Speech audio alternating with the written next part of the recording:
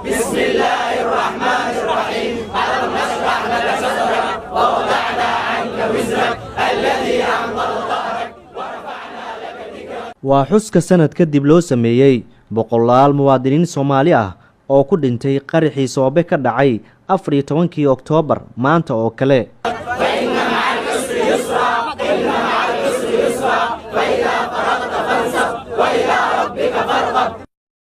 maanta maaha maalintii halkan dhiig uu qubanayay ama dhismooyin ay u burbursan yihiin, waa Soomaalin la xusuusanayo xasuuqii halkan ka dhacay sanadkii hore.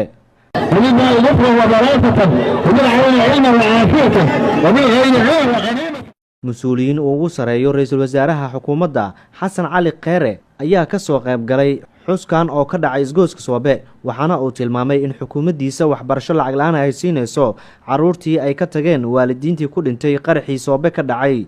dhammaan carruurtii waalidoontood ay ku geeriyoodeen halkan maalintii ahayd waxaan ku amrayaa ama farayaa wasaaradda waxbarashadu in carruurtaas lagala shaqeeyo in kulligood la siiyo waxbarasho lacag la'aan ah si ay u helaan fursadda ay leeyihiin carruurta kale. dhalinyarada caasimadda iyo qaar ka mid ah kuwa ka yimid gobolada dalka oo xuskan ka qayb galay ayaan la hadlay. anigu waxaan ka mid ahay dhalinyarada ka timid Gaalkacyo, halkaana waxaa u imaaday inaan ka qayb galo xuskaani. meel walba oo anaga gobol iyo tuulo oo mudug ku taalana waan ka dhignay. hadeertaana waxaan aad ilaahay ugu baryayaa inuu ilaahay u naxariisto inta ku dhimatay, inta hadda jirna inuu ilaahay caafiyo. Soomaaliya ayaa mid la hilmaamin in la istaakuleeyo.